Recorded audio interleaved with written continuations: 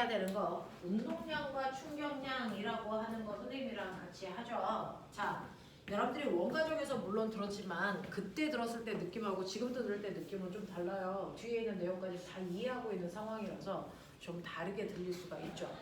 자, 여러분들이 알고 있는 것처럼 지구상에 있는 물체는요, 크게 두 가지 물체가 있는데 위치가 바뀌지 않고 그대로 정지되어 있는 물체가 있는가 하면 운동하는 물체가 있어요. 오른쪽 방향으로 이에 빠르기로 가고 있다는 뜻입니다. 자, 이렇게 정지되어 있는 물체가 있고 운동하는 물체가 있으면 이 물체들은요, 기본적으로 뭐냐면 원래 상태를 그대로 유지하려고 하는 고집들을 가지고 있습니다. 그걸 거짓말을 뭐라 합니까? 관성이라고 해요. 그래서 원래 상태를 그대로 유지하려는 관성이라는 게 있는데, 그러면 처음에 정지되어 있으면 시간이 지나도 이 물체는 계속 정지해 있으려고 하죠. 그걸 우리 뭐라 그럽니까? 정지관성이 성립한다? 이렇게 표현해요. 그러면 계속 정지한 상태를 유지하려면 조건이 있죠. 뭐 해야 됩니까? 정지한 물체가 계속 정지한 상태를 유지하려면 조건 딱 하나. 알짜 힘이 작용하지 않아야 되는 거죠. 그렇죠? 어떠한 힘도 작용하지 않을 때 물체는 처음의 상태를 그대로 유지할 수 있다라는 거야. 그러면 힘이 작용하면 관성이 깨지죠. 그래서 자동차에 우리가 맨 처음에 탔을 때 자동차가 급출발하면 나의 정지관성이 깨지죠. 그러면서 내 몸이 뒤로 뭐 합니까? 쏠리죠. 근데 똑같이 급출발했을 때 사람들이 뒤로 쏠리는 정도가 같을까 다를까? 달라요. 왜냐면 정지관성의 크기가 물질마다 다 달라서 그렇습니다. 원래 상태를 그대로 유지하려는 정지관성의 크기를 측정해서 나타낸 값이 뭘까요? 질량입니다. 그래서 이 정지관성의 크기가 바로 여러분들이 가지고 있는 질량입니다. 질량. 그래서 10kg짜리 물체가 있고 100kg짜리 물체가 있다면 10kg짜리 물체에 비해서 100kg짜리가 훨씬 더 정지관성이 크기 때문에 훨씬 더 움직이려면 더 많은 힘이 필요한 거였어요. 알겠어? 이렇게 되는 거예요. 자, 그런가 하면 이렇게 정지한 물체가 정지한 상태를 유지하려는 정지관성이 있는가 하면 운동하고 있는 물체도요. 오른쪽 방향으로 이에 빠르기로 가고 있는 물체는 외부에서 힘이 작용하지 않으면 계속 오른쪽 방향으로 이에 빠르기로 계속 가려고 그래요. 방향도 안 바뀌려고 그러고요. 빠르기도 바뀌지 않으려고 하는 뭐가 성립할까요? 운동관성이 있습니다. 자, 이 운동 관성의 크기를 뭐라 그러니? 나 계속 갈 거야. 나 안 바뀔 거야. 이 고집의 크기. 이게 바로 그 물질이 가지고 있는 고유한 운동의 양. 이걸 뭐라 그러니? 운동량이라고 부르는 거야. 이게 운동량이야. 운동하고 있는 상태를 그대로 유지하려는 성질, 이걸 운동관성의 크기, 이걸 우리는 운동량이라고 배웠어요. 그러면 물질이 이렇게 오른쪽 방향으로 이에 빠르기로 가고 있는 이 물체가 있어요. 2kg짜리가. 그러면 이 A라는 물체의 운동량은 얼마니? 라고 하는 운동량의 크기를 구하는 방법이 뭡니까? MVP죠. 모대문 병신 MVP. 알겠어요? 그러면 이때 M이 뭡니까? 질량. V가 뭡니까? 속도입니다. 이거 속도입니다. 방향을 가지고 있는 값이에요. 그래서 물체는 오른쪽 방향으로 가려고 그러죠. 그냥 이에 빠르기로 가려고 그러는 게 아니고요. 그래서 운동관성의 크기는 방향을 가지고 있는 벡터 값입니다. 그래서 2kg짜리 물체가요. 오른쪽 방향으로 이에 빠르기로 가려고 그래. 그러면 얘는 운동관성의 크기가 얼마니? 라고 하면 운동량의 크기가 오른쪽 방향으로 4의 운동량을 가지고 있어요. 라고 하는 방향을 갖는 운동량은 벡터 값입니다. 그래서 정확하게 방향 가지고 계산해야 된다. 알겠습니까? 자, 그래서 이런 식으로 질량에다 속도를 곱하기 때문에 단위는 kg/m/초입니다. 이 단위 그냥 씁니다. 근데 이렇게 벽을 향해서요. 2kg짜리 물체가 이에 빠르기로 날아오다가 벽이랑 쿵 부딪히면 튕겨나가겠죠? 튕겨나갈 때 이에 빠르기로 날아갔다고 치자. 그 공이. 그러면 얘는 운동량이 변했니 안 변했니? 변했죠. 왜? 운동량은 벡터 값이기 때문에 그래요. 그러면 충돌하기 전 처음 운동량이 얼마입니까? 오른쪽 방향으로 4입니다. 그러면 충돌한 후에 나중 운동량이 얼마입니까? 왼쪽 방향으로 3입니다. 변했습니까? 라고 하는 운동량의 변화량은요. 무조건 모든 변화량은 어떻게 구해요? 나중값에서 처음값을 빼셔야 변화량을 정확하게 구하는 거다. 맞습니까? 이렇게 하거든요. 그러면 얘는 나중 운동량은 왼쪽 방향으로 4의 운동량이 있고요. 처음 운동량은 오른쪽 방향으로 4인데 이걸 빼시면 운동량의 변화량은 말해봐. 왼쪽 방향으로 얼마입니까? 8입니다. 우리가 계산하기 위해서 오른쪽과 왼쪽을 플러스와 마이너스로 표현한 것 뿐이야. 알겠어? 답을 쓸 때는 이렇게 쓰면 큰일 난다. 이렇게 쓰면 틀렸다. 뭐라고 써야 됩니까? 왼쪽 방향 운동량이 8만큼 변했어요 라고 다시 쓰셔야 됩니다. 알겠죠? 네가 뭐를 마이너스로 넣는지 채점하는 사람은 모른다고요. 되겠냐? 그래서 운동량이 왼쪽 방향으로 8만큼 바뀌었습니다 라고 하는 거예요. 그래서 여러분들은 움직이는 물체가 운동 상태를 유지하려면 운동 관성의 크기인 운동량도 구할 수 있어야 되지만 사실은 운동량이라는 게 벡터의 성질을 가지고 있다라는 거 기억하셔야 돼요. 운동량이라고 하는 건 벡터입니다. 왜? 속도로 계산하니까. 됐어? 자, 그래서 운동량의 변화량은 무조건 나중 운동량에서 처음에 운동량을 뺄 때 방향까지 계산해 줘야 된다. 벡터이기 때문에. 알겠어? 네, 기억하시면 되고요. 그러면 이렇게 운동하던 물체가 외부에서 힘을 받으면 운동량은 변합니다. 힘이라는 건 빠르기나 방향을 변화시키기 때문에 운동량이 변했단 말이죠. 그러면 이러한 운동량의 변화량, 이거 너무 길어서 이거 줄여서 세 글자로 얘기하죠. 이걸 뭐라 그럽니까? 충격량이라고 우리는 불렀다 이런 얘기입니다. 그래서 운동량의 변화량과 똑같은 건데 그걸 줄여서 우리는 충격량이라고 하잖아요. 그러니까 충격량이라고 하는 거 사실은 운동량의 변화량으로 계산하셔도 되는데 우리는 이거 충격량 I라고 써놓고 왜 변했냐라고 하는 원인을 설명하죠. 자, 물체가 가다가 다른 물체랑 부딪혀서 운동량이 변했어. 이유는 뭐 때문입니까? 네, 충돌해서 뭐가 작용하는데요? 힘입니다. 충돌을 했기 때문이 아니고 힘을 받았기 때문에 변한 거예요. 무슨 말인지 알겠어요? 그래서 이 운동량의 변화량의 원인은 물체가 충돌하는 동안 뭘 받았기 때문이다? 힘을 받았기 때문이다. 그러면 힘을 어떤 애도 10N의 힘을 받았고 또 다른 애도 10N의 힘을 받았는데 A라는 애는 10N의 힘을 잠깐 1초 동안 받았어. 근데 어떤 애는 10N의 힘을 100초 동안 받았어. 변화량이 같을까? 이게 달라요. 잠깐 동안의 힘을 받은 애는 조금만 변하겠는데 똑같은 힘이라도 그걸 오랫동안 받으면 많이 변하겠죠. 무슨 말인지 알겠습니까? 그래서 총 변화의 원인은 힘에다가 그 힘을 얼마나 오랜 시간 동안 받았냐의 비교로 전체 변화량을 계산할 수 있는 거죠. 그래서 충격량을 구하는 방법 뭡니까? FT 아일랜드. FT 아일랜드. 알겠습니까? 네, 이렇게 외우시면 되겠죠. 자, 그래서 실제로 운동량이라는 거 MVP가 그래서 충격량 FT 아일랜드 때문에 변했다라는 겁니다. 알겠어? 알겠어? 그러면 머리가 있으니까 이게 바로 운동량의 변화량. 그러면 꼬매나 이거 나중 운동량은 얼마입니까? 라고 하면 어떻게 하면 돼요? 처음 운동량에다가 운동량의 변화량을 더하면 나중 운동량이 나오겠죠? 자명한 겁니다. 맞습니까? 다시 말할까요? 처음 운동량에다가 뭐? 충격량을 더하면 나중 운동량이 나오는 거죠. 이해돼? 네.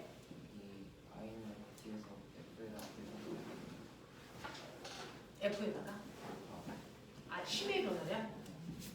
힘의 변화량 우리 시간하고 시각은 다르죠. 시간은 총 얼마 걸렸냐라고 하는 그 기간을 얘기하는 거라서 시각의 변화량이라는 뜻을 가지고 있거든요. 그걸 그냥 시간이라고 하는 것처럼 힘이라고 하는 건 힘의 변화량이라고 잘 쓰거든요. 힘. 네. 자, 그래서 이런 식으로 여러분들이 보시면 되고요. 자, 그렇다면 이런 식으로 물체의 운동량은요. 외부에서 얼마만큼의 힘을 받았냐? 그 힘을 얼마나 오랜 시간 동안 받았느냐에 의해서 운동량은 변화가 생길 수 있다라는 겁니다. 자, 그러면 여러분들이 보시는 것처럼 실제로 아까 어떤 아이의 운동량이요. 왼쪽 방향으로 8만큼 바뀌었다고 쳤어요. 그러면 얘는 운동량의 변화량이 왼쪽 방향으로 8이네요. 그러면 얘는 충격량이 얼마입니까? 왼쪽 방향으로 똑같이 8입니다. 그렇죠? 운동량의 변화량이 충격량이니까. 그러니까 얘는 왼쪽 방향으로 8만큼의 충격량을 받았네. 근데 그 그 충격량을 어떻게 구합니까? FT. 그러면 얘가요. 그래서 어떤 물체와 충돌, 접촉하는 데 걸린 시간이 1초라면 얘가 받은 힘은요? 왼쪽 방향으로 8N의 힘을 받았다는 거예요. 왼쪽 방향으로 8N의 힘을 1초 동안 받았어. 이거죠. 그러면 실제로 충격량의 단위는 뭘까요? 계산해 보시면 왼쪽 방향으로 8N 초. 맞아요. 그러면 뉴턴초라는 단위와 킬로그램 미터 퍼 초라는 단위가 같은 단위? 네. 정확하게 같은 단위. 알겠습니까? 그래서 이 단위를 서로 바꿔 써도 상관없는데 우리 습관적으로 운동량의 단위는 킬로그램 미터 퍼 초 쓰고요. 충격량의 단위는 뉴턴초로 습관적으로 쓸 뿐이지 사실은 같은 단위다. 알겠습니까? 네. 라고 하는 것도 기억을 좀 해봐 주시면 되는데 그러면 이때 충돌할 때요. 1초가 아니고 0.1초였으면 네, 얘는 왼쪽 방향으로 무려 얼마? 80N의 힘을 받았다는 얘기입니다. 그래서 우리는 이걸 통해서 느낄 수 있는 건 뭐예요? 접촉하는 시간이 뭐할수록 짧을수록 받는 힘의 크기는 뭐할 수밖에 없어? 클 수밖에 없잖아? 그러면 우리가요 교통사고가 났을 때 안 죽으려면 충격량을 줄여야 되니? 아니 전혀 상관없어요. 그래서 뭡니까? 충돌할 때 우리한테 가해주는 힘의 크기를 뭐 해주면 되니? 줄여주면 되거든요. 힘의 크기를 줄여주기 위해서는 접촉 시간을 뭐 하게 하면 돼요? 길게 하면 되죠? 그래서 필요한 게 뭡니까? 에어백입니다. 되겠어? 이렇게 하는 거죠. 그랬을 때 여러분들이 기억하셔야 되는 거 내가 충돌할 때 외부로부터 받은 힘하고요. 접촉하는 데 걸린 시간하고요. 그래서 10N의 힘을 1초 동안에 8N의 힘을 1초 동안에 받았어요. 뭐 이런 느낌이죠. 그랬을 때 충격량 어디 있습니까? 충격량은 힘 곱하기 뭡니까? 시간이죠. 힘은 지금 세로에 있고요. 시간은 가로에 있으니까 가로 곱하기 세로 뭡니까? 면적이죠. 그래서 이 그래프 밑에 있는 면적이 충격량이라는 운동량의 변화값을 나타낸다. 맞아? 근데 실제로는 어떤 물체가 충돌할 때 이렇게 충돌하는 일은 발생할 수 없다. 똑같은 크기의 힘을 계속 받는 거 그래서 네 실제로 존재하지 않죠. 어떤 물체가 충돌할 때는요. 그래서 내가 이렇게 할 때는요. 힘의 크기가 순간 커졌다가 다시 줄어들어 0이 되는 거죠. 그래서 실제로는 FT 그래프가 이렇게 만들어져요. 어떤 모양이 되더라도 그 밑에 있는 면적이 바로 뭐다? 충격량이라는 운동량의 변화값을 갖는다 이거죠. 그래서 그랬을 때 우리 이 8N이라는 힘은 그럼 힘의 크기가 막 바뀌는데 어디예요? 제일 큰 이때의 힘을 우리가 충격력이라는 힘으로 표현하는 게 8N. 그리고 여기서부터 여기까지 걸린 시간이 1초야 이렇게 얘기하는 거죠. 무슨 말인지 알아? 근데 충격량은 똑같이 얘랑 똑같이 8인데요. 접촉 시간은 이거보다 10배 크게 해요. 그럼 면적은 같아야 되는데 접촉 시간이 10배 커져. 어떻게 될까? 시간을 10배 잡아당기고 면적은 똑같아야 되니까 이 그래프 모양이 어떻게 됩니까? 이렇게 되죠. 그러니까 당연히 받는 힘의 크기가 뭐 한다고요? 줄어듭니다. 알겠어? 이런 느낌입니다. 그래서 접촉 시간을 길게 할수록 받는 힘의 크기는 줄어들 수밖에 없다라는 얘기입니다. 자, 근데 이러한 충돌을 할 때요. 나타나는 규칙을 설명한 게 운동량 보존 법칙 기억나나? 네. 서로 다른 두 물체가 충돌할 때요. 그 안에서 일어나는 규칙성을 설명한 게 바로 운동량 보존 법칙이라는 어마어마한 법칙입니다. 물질이 가지고 있는 운동하는 물체가 가지고 있는 고유한 양을 우리가 운동량이라고 해요. 물질이 가지고 있는 고유한 양은 뭐라 그래요? 질량. 이라고 하는데 운동하는 물체가 가지고 고유한 양을 우리가 운동량이라고 합니다. 어마어마한 겁니다. 운동량이라는 건. 근데 이 운동량이 보존된대요. 운동량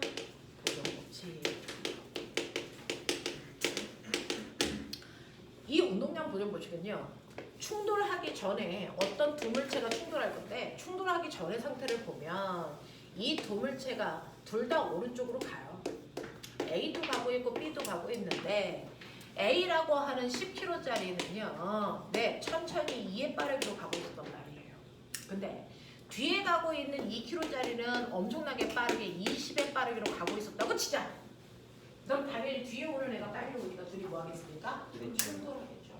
그래서 그 충돌이 일어나는 과정을 좀 이해해 보실래요? 둘이 쿵 하고 부딪힐 겁니다. A와 B가. 자, 이때 충돌할 때요.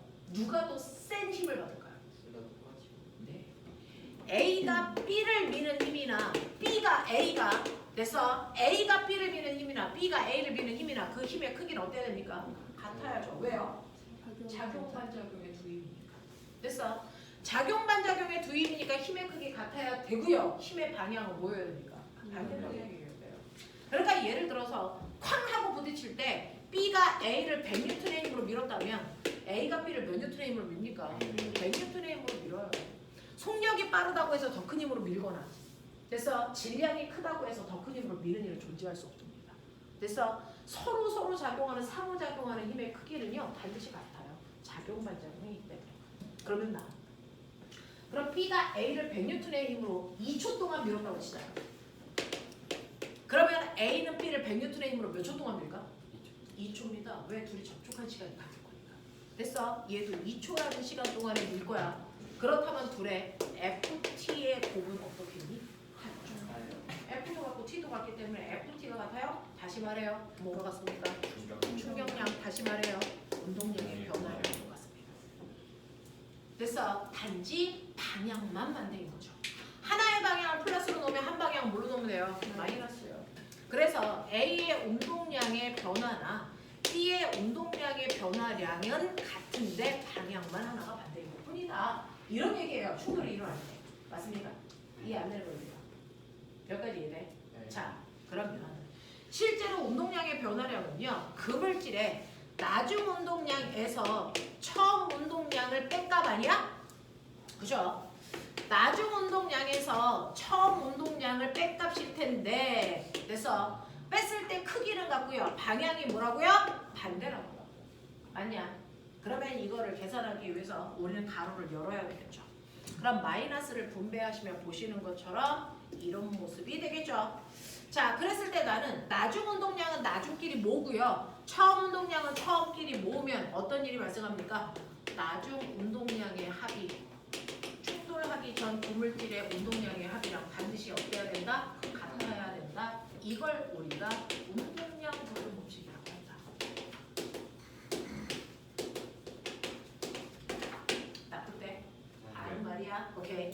그럼 운동량이 보존돼야 되니까 얘네들이 꽝 충돌했어. 자, 그리고 났더니 A는 충돌하고 나면 빨라질까 느려질까? 열로 빨라져요.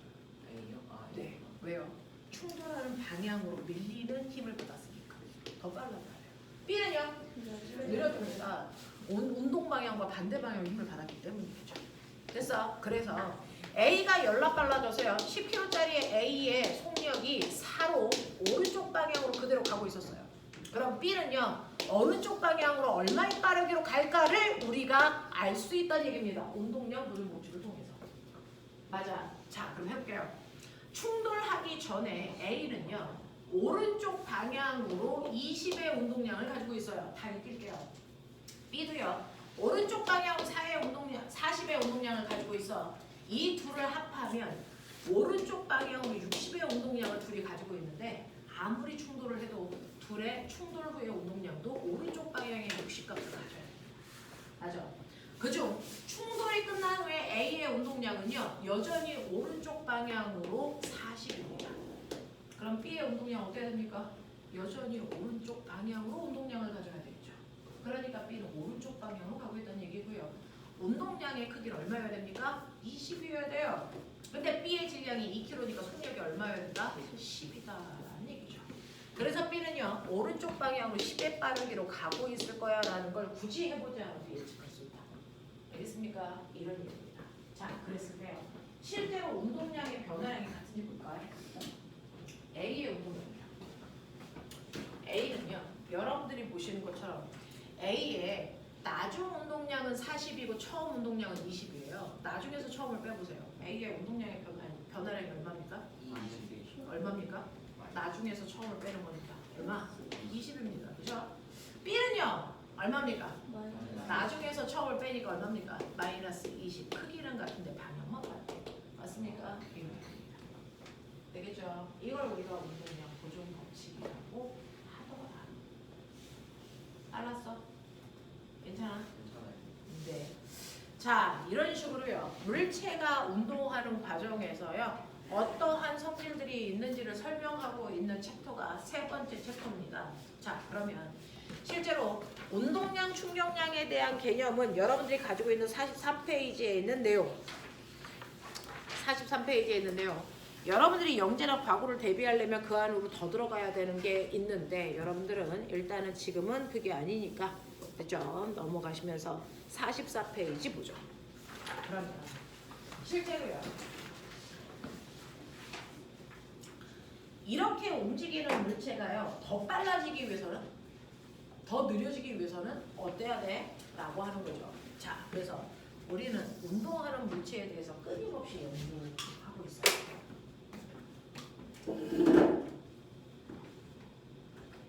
물리에서는요. 운동하는 물체가 가지고 있는 속성들을 끊임없이 분석해서 그걸 설명하는 거거든요. 자, 그러면 운동하는 물체는 운동량을 가지고 있죠. 근데 운동하는 물체들은 또 뭡니까? 일할 수 있는 능력도 맞아요. 그래서 여러분들은 첫 번째 뭐부터 시작합니까? 일이 뭐냐? 이거부터 시작해야죠. 자, 아빠는 회사 일을 하냐고 너무 힘들어요 라고 하는 이 일은 과학에서 인정할 수 있다 없다? 없다. 왜요? 객관적으로 측정이 불가능하니까 안 된다는 겁니다. 네. 그래서 과학에서 인정하는 눈에 보이지 않는 어떤 현상을 얘기할 때 그걸 인정하는 건 객관적으로 측정이 가능하기 때문입니다. 그럼 일이라는 것도 객관적으로 측정할 수 있구나라는 거죠. 그럼 과학에서 인정하는 일은 객관적으로 측정이 가능한 일 어때야 되니? 반드시 일을 해줄 뭐가 필요하니? 대상, 물체가 필요합니다. 허공에다 일할 수는 없죠. A라는 물체가 있어요. 2kg짜리 물체가 나 이 물체한테 일할 거야. 그럼 반드시 뭐가 필요하니? 힘이 필요하죠. 그 물체한테 힘을 줍니다. F 10N의 힘을 줬다고 쳐요. 그래서 어떻게 해야 되니? 얘가 가야 돼요. 근데 조건이 있습니다. 힘을 준 방향으로 물체가 이동해야 됩니다. 그래서 이 물체가 이렇게 이동해서 내 힘으로요. 이 물체가 간 거리가 2m라고 치자. 이런 얘기예요. 그래서 이 물체가 여기까지 오고 있어. 이런 얘기죠. 자, 그러면 우리는 이렇게 물체에다가 힘을 주면 일했다 그러는데 실제로 과학에서 얘기하는 일의 정체가 뭡니까? 라고 하면 일은 물체에 힘을 주어 힘준 방향으로 뭐 시키는 거야? 이동시키는 겁니다. 이때 조건이 있어요. 힘을 준 방향으로 움직여야 된다. 됐어? 그럼 거꾸로 얘기해. 이동한 방향으로 사용한 힘이 있어야 된다. 이런 얘기예요.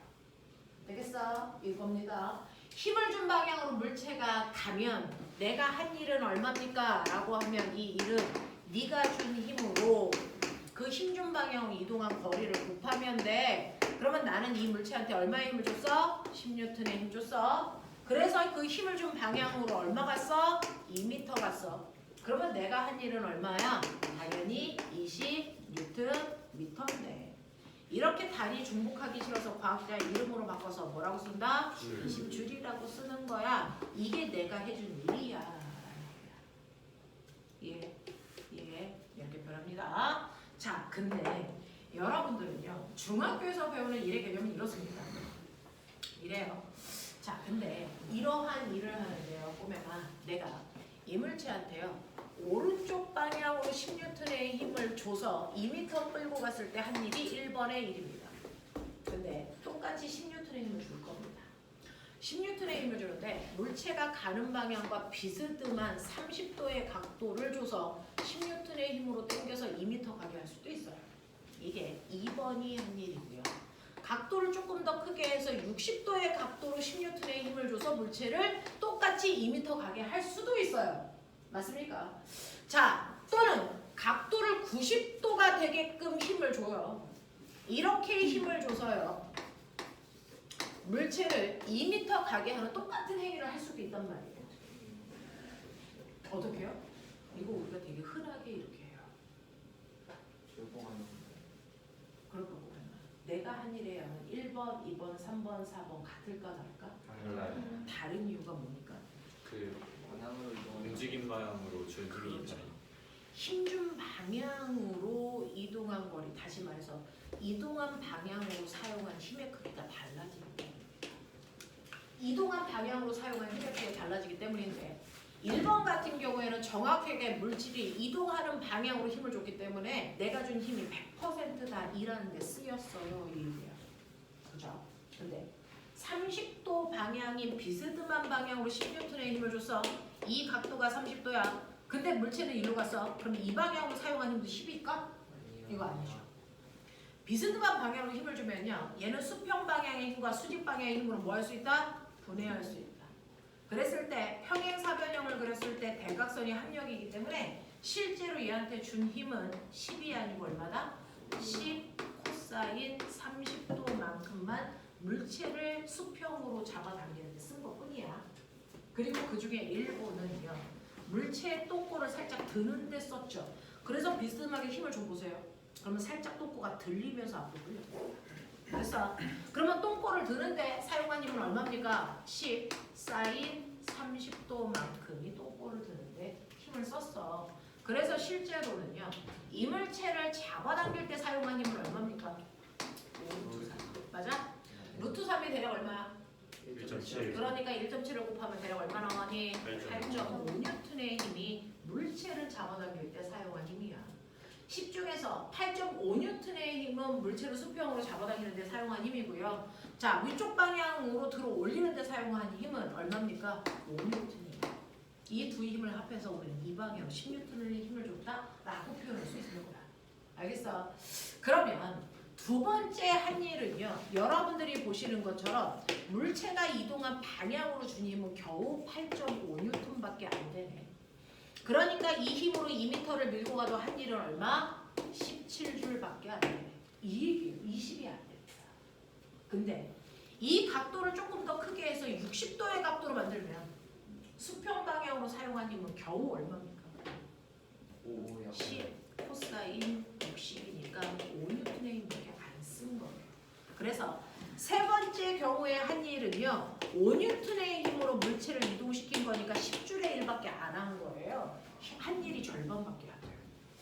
근데 90도 각도로 힘을 주는 경우에는 0. 네, 수평 방향으로 내가 사용한 힘은 하나도 존재하지 않습니다.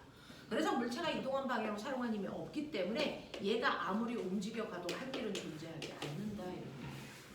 됐어? 그래서 중학교 3학년 때 여러분들이 배우는 것 중에 뭐가 있습니까? 물체에다가 힘을 줬는데 물체가 이동했어. 근데 알고 보니까 내가 한 일이 하나도 없대. 라는 겁니다. 그래서 나는 열심히 일한다고 했는데 알고 보니까 한 일이 하나도 없어. 당연히 힘을 줬을 때 안 가면 당연히 한 일 없어요. 내가 힘 안 주고 쳐다만 봤는데 쟤 혼자 가요. 그래도 나는 한 일이 없죠. 됐어? 네, 당연합니다. 이동한 거리가 없을 때 한 일이 없는 건 자명한 거고요. 내가 준 힘이 없을 때도 한 일이 없는 건 자명한 건데 신기한 건 이 새끼예요. 내가 힘도 줬고요. 그래서 물체가 이동도 했는데 한 일이 결국은 없답니다. 어떨 때 그렇습니까? 이 경우가 그렇습니다. 어떤 경우예요? 네, 힘을 준 방향과 물체가 이동하는 방향이 몇 도일 때? 90도일 때 그 방향으로 사용한 힘이 하나도 없기 때문에 한 일은 존재하지 않는다. 됐어? 그래서 힘과 이동 방향의 90도를 이룰 때는 한 일이 존재하지 않아요. 근데 이런 경우가 존재하냐고요? 되게 흔하다고요. 어떤 경우에 그러냐면 지표면에서 여러분들이 이렇게 물체를 들고 서 있죠. 자, 이때 힘 어떻게 줍니까? 위로. 네, 이 물체가 떨어지지 않게 힘은 위로 주면서 너는 앞으로 걸어가야 돼. 물체를 들고 앞으로 걸어갈 때 이동하는 방향과 힘의 방향이 또 90도. 그럼 얘는 아무리 걸어도 한 일이 있겠니 없겠니? 없다? 아닙니다. 됐어. 그래서 물체를 들고 수평으로 걸어갈 때 한 일은 존재하지 않는다. 이 얘기예요. 또 하나 있죠. 어떨 때 그럴까요? 힘의 방향과 이동 방향이 90도라서 한 일이 존재하지 않습니다. 어떨 때 그럴까요? 야, 100만 번을 했겠다. 아래로. 물체에다가 실매 달아서 뱅글뱅글 돌려 이 새끼들아. 병신 새끼들 지랄. 얘 운동 방향 어느 쪽? 원의 접선 방향. 힘 방향 어느 쪽? 원의 중심 방향. 몇 도 이루고 있니? 90도. 그래서 등속 원운동은 1000년을 하던 만년을 하던 한 일이 존재하지 않아. 힘의 방향과 운동 방향 90도라고 그래. 되겠어? 그래서 등속 원운동하고 있는 경우들이 한 일이 없는 또 다른 경우입니다. 되겠어? 특히 모구는요. 시험 범위. 선생님, 근데 만약에 제가 힘겨서 뭔가 이동하지 않고 그냥 돌아가면 그래도 저 한 일 아예 없는 거예요? 무슨 말이야? 네, 그러니까 원 그 돌림힘으로 가서 다 약간 힘은 평형되어 있는데 돌림힘이 있어가지고 계속 회전하는 경우도 있고. 어떤 분들 회전시킨다고요? 네. 그건 한 일이 없다고요. 아, 선생님 만약에 저 물건 들고 갈 때 비스듬하게 들면 비스듬히 든다는 건 무슨 이렇게 들고 그렇게 들면요. 이 힘을 이렇게 해가지고 힘을 이렇게 준 거잖아요. 네. 아 그래요? 그럼 그럼요. 이렇게 줄 거예요? 그럼 여기 떨어지지 않을까요? 구력이 더 그걸 강하지 않아요? 이쪽으로 막고 있고 이렇게 힘을 주고. 그러니까 힘 방향으로 분석해 보시면 돼요. 내가 가고 있는 방향으로 힘이 작용하고 있는 건가. 있으면 한 일이 있는 거죠. 저렇게 했을 때 막으면 결국에 그것도 일을 한 거예요. 뭐 하는요? 그러니까 비스듬하게 힘을 줘서 이렇게 힘을 주면 이 힘은 이 힘과 이 힘으로 나눠지잖아요. 그럼 이 힘을 한 일이 있는 거죠. 당연하지 않습니까? 선생님 그런 그 놀이기구 중에 제가 안에서 있고 친구들이 밖에서 돌려주는 그런 거 있잖아요. 네. 그럼 거기서 약간 친구가 그걸 돌리면 그거는 밖에서 그냥 90도로 미니까 아니 90도래 그냥 딱 이동 방향이랑 똑같이 미니까 그거는 없는 거죠. 원심 분리기에서 이 일을 아니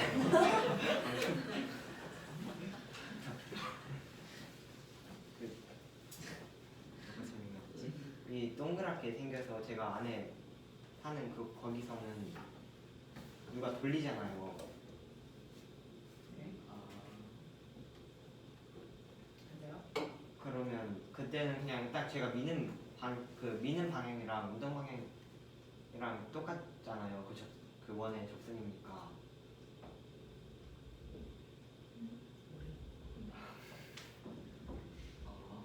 지금 언니가 그 운동기구에서 아니 놀이기구에서 그 미는 방향이랑 운동 방향이랑 똑같다고 주장을 하려는 것 같아요. 미는 방향과 운동 방향이 같으면 할 수 있어요. 네. 네. 자, 회전목마 같은 거 얘기하는 거예요. 커피잔? 아니요, 뺑뺑이 얘기하는 그 있잖아요. 놀이터에 사람들 타면 애들이 돌려주는 거 있잖아요. 놀이터에 사람이 타는 아니 네, 원심 분리기. 원심블링이랑 생긴 게 있는데 가운데 타는 옆에서 밀어서 두는 게 있어요. 동그랗게 생겨서 약간 공원가거리 나가는 거. 이렇게 되어 있는데 애새끼들 여기 이렇게 서 네네. 네. 맞아요. 이렇게 돌리는 거야? 네, 그러면 저 그럼 옆에서 생각해봐. 친구가 이거 돌리면 이거 속력 빨라져? 네. 네. 그러면은 얘 에너지가 증가했으니까 네가 해줄 일이 있는 거지. 아, 에너지. 자명한 거 아니야? 위로 올렸는데 속력이 빨라지잖아요. 위로 올려? 아니 근데 위로 올려도 속력은 빨라지지 않아요. 무슨 말이야? 그러니까 위로 올린 채로 들고 걸어도 물체 속력이 빨라지잖아요. 아니 방향이 그거는 물질은 가만히 있으면 안 빨라지는 거 아니에요? 뭐야? 무슨 얘기하는 거야? 지금 그 하는 얘기가 그 들고 수평으로 걸어도 이렇게 드네가 속력이 생기니까 운동 에너지가 증가하는 거 아니냐고 하는데. 그냥 넘어가죠. 속력을 점점 빠르게 걷는다고? 뭐라는 거야? 아니 들고 나서 이렇게 걸으면 점점 빨라지잖아요. 아니, 뛰면은 이렇게 물질 이렇게 들고 뛰면 속도가 빨라진다는 그런 말 아니에요? 그리고 풀악셀을 할 때 많이. 속력이 빨라진다는 얘기는 운동 에너지가 증가한다는 얘기고 에너지가 증가하면 한 일은 있어요. 근데 여기에서는 등속도로 걸어가는 거예요. 아, 자, 그래서 이런 식으로요, 여러분들 한 일이 없는 경우도 존재한다라고 하는 거 머릿속에 집어넣으시면 되고요. 자, 그 다음에 이러한 일을 하는데요. 사실은 일의 종류가 있어요. 중학교 3학년과 같은 경우에 일의 종류를 나눌 수도 있는데 실제로 여러분들이 일을 할 때는요, 한 번에 여러 가지 힘이 작용하거든요. 그래서 우리는 일의 종류라는 건 사실은 어떤 힘이 한 일이냐, 힘의 종류에 따라서 일의 종류를 나누는 거예요. 예를 들어서 위에 있는 그림처럼요, 2kg짜리 물체가 2m 갈 거잖아요. 가는 동안 나는 사람은 오른쪽으로 10N의 힘을 줬어. 그래서 얘 밀려갈 거야. 2m. 근데 이렇게 가는 동안 이물체에 작용하는 힘들 다 얘기해봐. 뭐 작용할까? 마찰력. 사람이 준 힘도 있고요. 물체와 바닥 사이 뭐도 있고요. 마찰력도 있고요. 또요. 중력도 있고요. 또요. 네, 바닥 위로 올리는 수직 항력도 존재하겠죠. 그래서 이런 힘들이 있다고 치자. 그러면 내가 움직이는 동안 이 각각의 힘들이 얼마만큼의 일했을까? 그게 일의 종류예요. 그 중에서 첫 번째, 사람이 준 힘이 한 일이야. 불러. 얼마? 사람이 준 힘이 한 일. 10N의 힘으로 몇 미터? 2m 밀고 갔으니까 사람이 한 일은 얼마야? 26이야. 맞잖아. 됐어. 자, 두 번째 누가 한 일 있어? 마찰이 한 일. 불러. 2N의 힘으로 마이너스 2m 밀고 갔어. 됐어? 그럼 한 일 얼마야? 4. 마이너스 4주죠. 됐어요? 왜 마이너스 4줄일까요? 일이 스칼라야? 벡터야? 뭐야? 일은 스칼라야. 방향이 없어. 됐어? 일은 방향을 갖는 값이 아니야. 일과 에너지는 방향이 없어.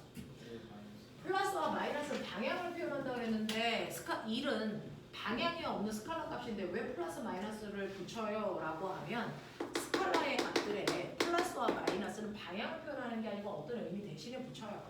열을 흡수한다. 플러스. 감소한다. 열을 방출한다. 마이너스. 이것처럼요. 어떤 의미를 표현할 때 뿔말을 쓴단 말이야. 그 중에서요. 자, 한 일은 여기에서 마이너스는 뭐냐면요. 조건이요. 물체가 가는 방향으로 사용한 힘이야? 가는 방향과 반대 방향으로 작용한 힘이야? 이거예요. 됐어? 그러면 이 마찰력은요. 물체가 가는 방향과 어느 방향으로 작용한 힘이에요? 반대다. 그래서 반대 방향으로 작용한 힘을 마이너스의 힘이라고 하고요. 그게 한 일을 마이너스 1이라고 부릅니다.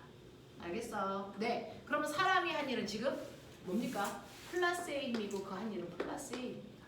맞아요. 네. 그 다음에 세 번째 불러요. 저희 중력. 네. 중력이 한 일이죠. 불러요. 네. 중력은 얼마입니까? 20. 그럼 중력 방향 이동한 거 얼마? 0입니다. 그러면 한 일이 얼마입니까? 0. 왜? 힘의 방향과 이동 방향이 몇 도니까? 90도니까 이 힘은 한 일이 없죠. 그렇다면 누구도 한 일이 없겠어요? 수직하게 한 일이 없어요. 맞아? 이런 거야. 힘의 방향과 이동 방향이 수직이면 그 힘이 한 일은 존재할 수가 없어요. 그 힘 방향을 이동하지 않았으니까. 되겠어요?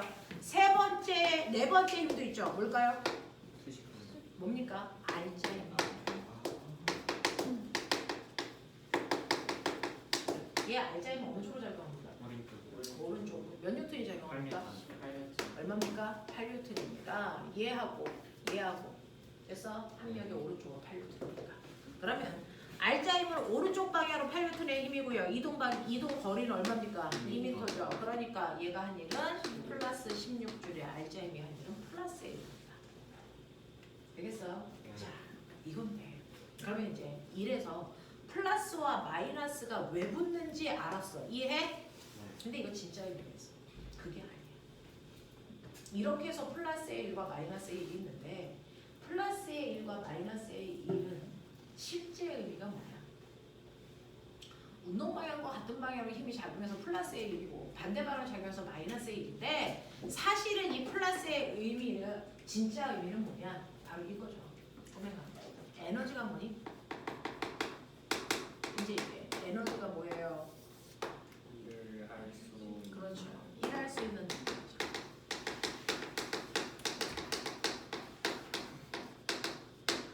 에너지는 일을 할 수 있는 능력입니다. 일할 수 있는 능력. 그러니까 내가 처음에 가지고 있는 에너지가 얼마였냐면 100이었다고 치면 나는 100이라는 일만 할 수 있어. 이런 얘기거든요. 일할 수 있는 능력. 근데 그 100이라는 에너지를 가지고 있는 내가요. 중간에 일을 했답니다. 40만큼 했어요. 그러면 일을 한 후에 나의 나중 에너지는 얼마일까? 60. 네, 60밖에 안 돼요.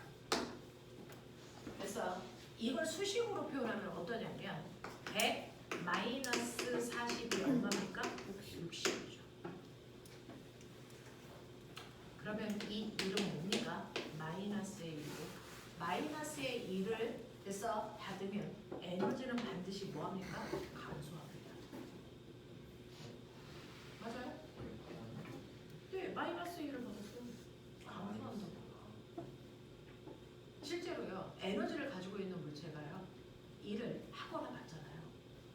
일을 하거나 받는 과정에 따라서 에너지의 크기가 줄 수도 있고 늘 수도 있어요. 볼래요? 그럼 여기까지 일을 했어. 그럼 이제 나의 처음 에너지 60 됐단 말이야. 근데 이번에는 일을 한 게 아니고 누군가가 나한테 일을 줘서 나는 일을 받았어. 20. 나의 나중에 에너지 얼마니? 80입니다. 이걸 수식으로 쓰면 60 더하기 20이 얼마입니까? 80으로요. 됐어. 내 플러스의 일은 에너지를 증가시킵니다. 맞죠? 그러니까 일이라는 건 두 개예요. 일이라는 건 에너지를 감소시키는 일이 있고 에너지를 증가시키는 일이 있다. 그래서 그 에너지를 감소시키는 일이 바로 뭐다? 마이너스의 일이다. 에너지를 증가시키는 일이 뭐다? 플러스의 일이다. 플러스의 일이 뭡니까? 플러스의 일이 뭡니까? 물체의 운동 방향으로 작용한 힘이 한 일이 플러스의 일이죠. 그래서 물체가 운동하는 방향으로 작용한 힘이 한 일만큼은 에너지가 뭐한다? 증가한다. 물체가 운동하는 동안 운동 방향과 반대 방향으로 작용한 힘이 한 일만큼은 에너지를 뭐 시킨다? 감소시킨다. 그러면 결국 여기서 출발해서 여기까지 오는 동안 이 새끼는 에너지가 얼마만큼 더했을까? 16초. 16. 다시 말할까요? 알자임이 한 일만큼이 총 에너지의 단말입니다. 이해해? 이해해? 네. 이해입니다. 그러니까 어떤 물체가 움직이는 동안 사실은 에너지를 증가시키는 일도 받고요. 에너지를 감소시키는 일도 받는단 말이야. 그러면 결과적으로 에너지가 얼마 바뀌었어? 라고 하는 결과적으로 바뀐 일의 양은요. 그 물체가 운동하는 동안 받은 알자임이 한 일만큼이 결과적으로 총 에너지의 변화예요. 알겠어? 이 얘기야. 자, 그러면 이제 처음 에너지가 얼마냐면 80이에요. 근데 얘가 100년이 지나는 동안 받은 일도 없고요. 한 일도 없어요. 그러면 얘는 에너지가 얼마냐? 80이에요. 에너지는 시간이 지나면 없어집니까? 전혀 상관없어요. 에너지는요. 시간이 지난다고 해서 스스로 늘거나 스스로 줄지 않습니다. 에너지는 언제 변하냐? 일을 받거나 일을 할 때만 에너지를 전환합니다. 됐어? 그래서 에너지는 일은 에너지로 전환되지만 에너지가요. 일을 받지도 줄지도 하지도 않았는데 에너지 스스로 감소하는 일은 절대로 존재하지 않는다는 겁니다. 그런 거예요. 어떤 문제를 봤는데 처음에 에너지가 100인데 나중에 에너지가 60이래. 이 새끼 뭐 했다는 거야? 일을 했다는 거죠. 얼마만큼? 40. 어떤 애가 처음에 에너지가 60인데요. 나중에 에너지가 80이에요. 얘는 일을 뭐 했다는 겁니까? 받았어. 받았다는 겁니다. 얼마만큼? 20초. 그러면 중학교 3학년 내신 문제 풀어볼래요? 어떤 미니카가요 가고 있어요. 2km짜리 아이가 2의 빠르기로 가다가 그래서 누군가가 힘을 줘서 밀었더니 이 새끼가요 속력이 4가 됐어요. 됐어요? 네. 여기서 여기까지 오는데 2m였거든요. 얼마의 힘으로 밀었을까? 왜 그래?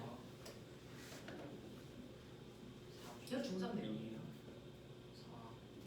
이게 중3의 6단원이에요. 1 에너지 전환. 6.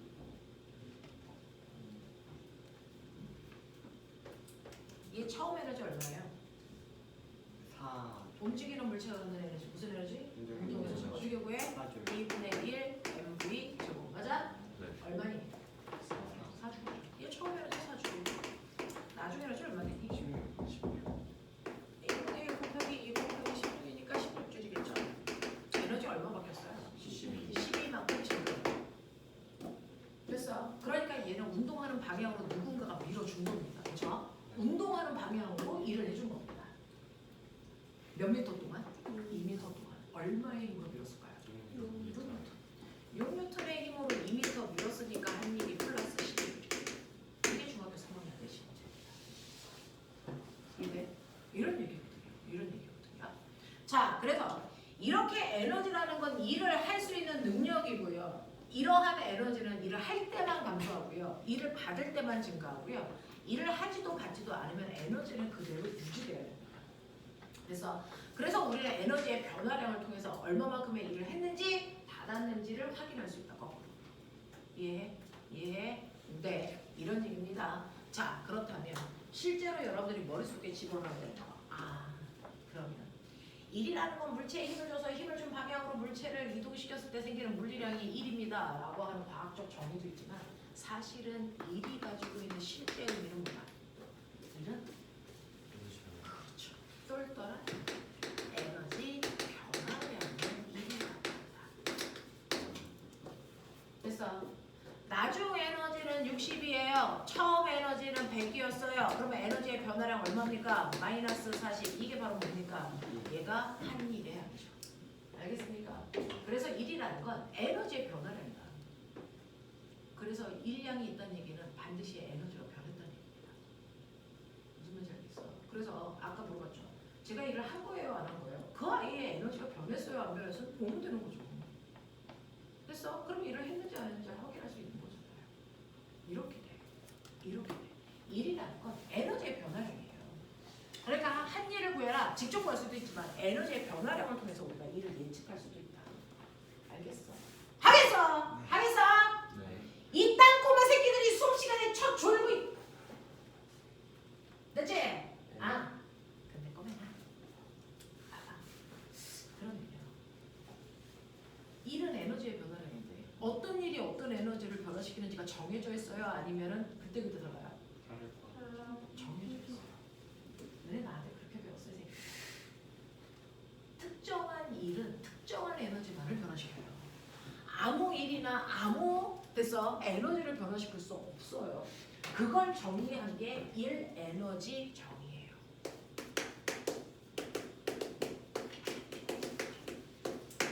일 에너지 정리라는 건 사실은 특정한 일은 특정한 에너지만을 변화시킨다는 얘기예요.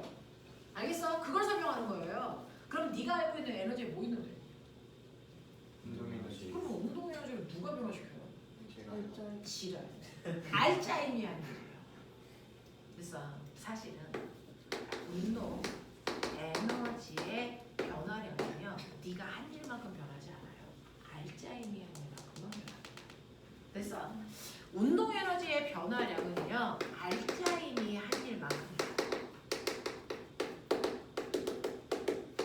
마찰이 한 일도 의미 없어요.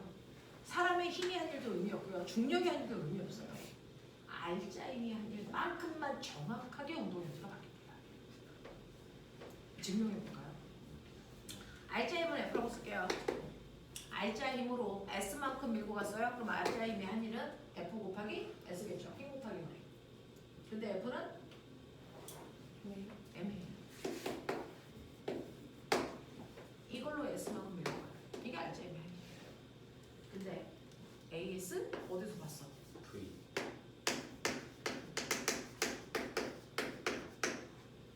맞아? 네. 거기서 이 띄면 이 모양이야. 맞아? 이걸 여기다가 집어넣어. 어떤 모습이야?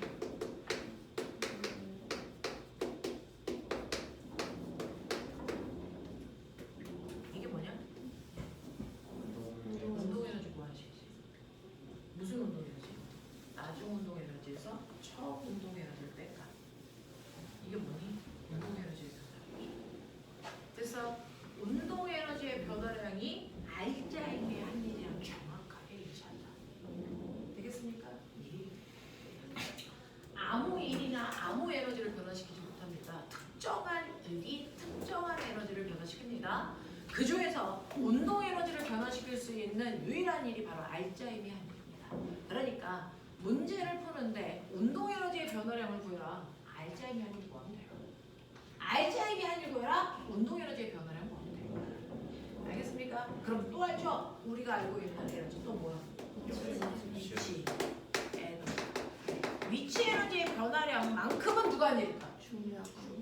이거 중요해. 됐어. 위치 에너지 변화량 구하세요. 중력이 한 일 구하시면 돼요. 알겠냐? 이렇게 특정한 일은 특정한 에너지만을 변화시킵니다. 아무 일이나 아무 에너지를 변화시키지는 못한다는 거. 되겠어요? 우리가 보도 듣도 못한 진자의 운동. 진자가 뭔지 알기 바란다. 알아? 네. 어. 자, 여기에서 A 속력 얼마야? 네? 얘 속력 얼마야? 엄청 10이라고 그랬죠. 그래서 내려오는 속도가 점점 보이죠? 빨라져. 올라오면서 속력이 반대표 B에 왔을 때 속력 얼마야? 0이야. 그래서 이걸 무한 반복하는 게 진짜 운동이야, 맞아? 오케이. 그러면 A에서 B로 가는 동안 알짜임이 한 얼마? 0. 얘 운동 에너지 얼마? 0. 얘 운동 에너지 얼마? 0. 운동 에너지의 변화량 얼마? 0. 알짜임이 한 1이 0. 이렇게 가는 거야. 알겠어? 이런 것들이에요. 실제로 얘 알짜임이 못 구합니다. 매 순간 알짜임이 달라. 매 순간 알짜의 힘의 크기와 방향이 달라져서 알짜임의 한의를 구하려면 엄청 어려워요. 그래서 그걸 근데 다 더해보면 그래서 합력이 얼마가 된다고요? 0. 이렇게 돼요. 그래서 알짜임의 한의는 운동에너지의 변화량이 있기 때문에 뭘 물어보느냐에 따라서 그걸 구하려고 그러지 말고요. 그거보다 훨씬 더 심플한 그거가 같은 것들을 찾으려고 노력하시는 게 심화 문제 푸는 방법이에요. 알겠어? 이렇게 됩니다. 그래서 숙제 체크해 가시죠. 47페이지부터요.